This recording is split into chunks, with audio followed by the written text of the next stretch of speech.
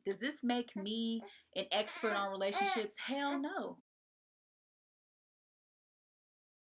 Hey y'all, thanks so much for coming to watch this video. I think that it is important for us to talk about this. I think if we had the knowledge of this information, a lot of heartache, issues, frustrations, a lot of that would be eliminated if we had this information at our disposal while dating. So what we're going to talk about today is chemistry versus compatibility. Dating can be very stressful, especially if you are someone who is genuine in your actions, someone who is genuinely looking to get to know someone. Sometimes it can also be kind of overwhelming trying to navigate through different relationships, getting to know people, and then feeling like something it has the potential to actually grow into something more.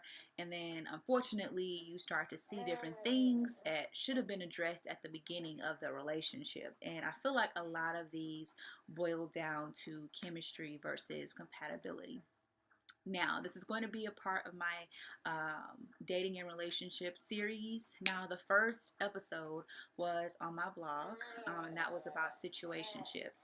And I wanted to kind of put that there to set as the groundwork for this actual series. So, situationships is on my blog. Check the description box below for that link so that you can actually read about situationships, what they are, why they happen, how you can prevent it, and then come over to this video. Let's go ahead and dive right in. Chemistry is like that passionate feeling that you have for a person. Now, typically chemistry is associated with the relationship you have with a person being emotionally charged. You know, this person takes up a lot of space in your thoughts. You have this kind of butterfly feeling in your stomach when you talk to them. The conversation is always great. You sit on the phone late at night talking to them. Maybe you guys sit in a parked car and have conversations. Like, the chemistry is just amazing. You feel like you all this guy. You feel like you can talk about anything with this person. So essentially, chemistry is an emotional, passionate connection that you have with a person.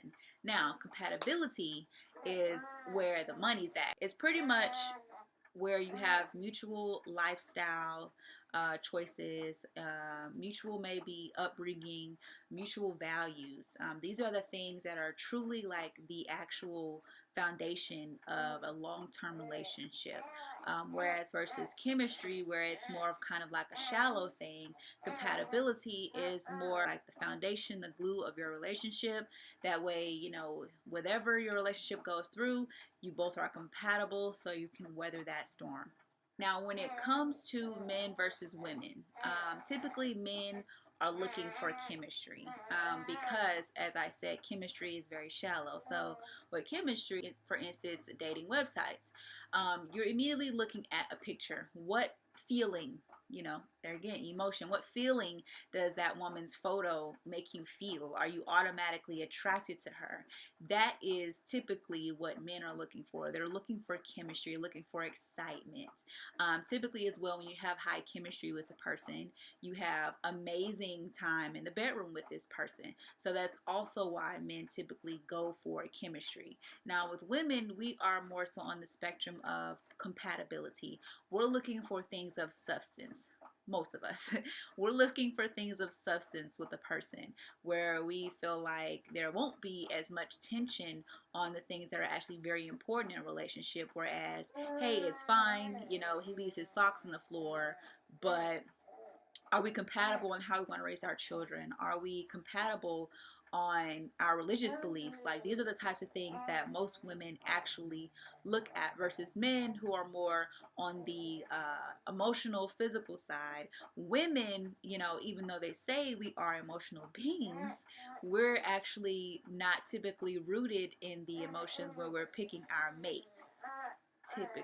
Now, if you have a relationship that is high compatibility, but you have little chemistry, for a relationship, you typically won't have any disagreements upon like major life choices, typical day-to-day conversations. There won't be much tension, but unfortunately, since there's little chemistry, you don't have any excitement. It's boring. Even the sex might be boring.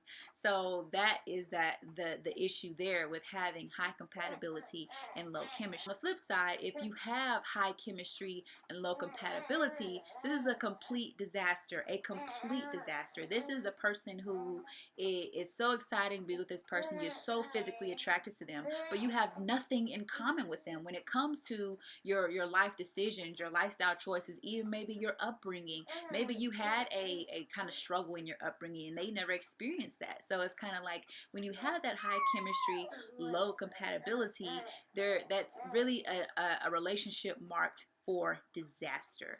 For disaster. Most of the relationships that end up being situationships are high chemistry, low compatibility. Most of them, most, okay? Not all of them are. Sometimes people are actually compatible with you and also have high chemistry with you, but they're just not in the right place in life to want a relationship, or maybe they have their own issues that they're dealing with. You see what I'm saying? There's so many different factors, but all I'm saying is that when you do get in a relationship with someone when you do get in a relationship with someone and you have high chemistry, low compatibility, that relationship is marked for disaster. It is. And the signs that you want to look for is pretty much your lifestyle choices. You know, how does this person feel about your religious beliefs? How do you both want to bring up your children the same? How do you both feel about family? You know, do you both want to live in the same state for the rest of your life? And that's why I laid the groundwork for the situationships, the first episode on my blog. There are a lot of situationships that fall into a relationship that typically are high chemistry, low compatibility. Fall into a relationship and they were never meant to be that in the first place. And it turns into just this huge disaster. It's like you tell yourself, well, yeah, this person doesn't respect this about me, or this person doesn't XYZ about me, but I've been in it for this long, so I might as well do it. It's like you start giving these excuses to yourself, and you start excusing your own happiness because you feel that because of time invested that you should just continue on with the interaction with the person.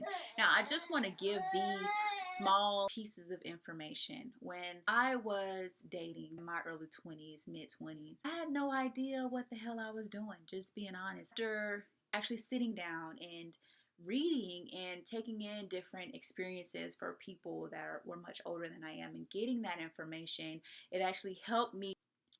When you actually feel that high compatibility, high chemistry, you will know. You will know, trust me. You want to foster admiration for your partner. If there isn't anything that for your longevity of your relationship, if there isn't anything about your partner that you admire about them, or if you don't feel that they're your friend, if you haven't fostered admiration or friendship, it's highly, highly unlikely that that relationship will last the test of time. I just feel like if you have these keys, then you can definitely use them effectively. Does this make me an expert on relationships? Hell no. But I feel like if we all just shared our experiences or shared information that we have with each other, then it could definitely help us to make more informed decisions while we're out here dating, or informed decisions on our health, or informed decision on how we're raising our children. Anything, it doesn't matter. I have this information and I just want to share it with you all. That doesn't make me a dating expert. It just makes me someone who wants to share this information with you. That's all. Thanks again for y'all watching. Follow me on Instagram, The Brown Perfection. Check out my blog. Link is down below. Follow me on Twitter at IamTBP. And we will see you in my next video.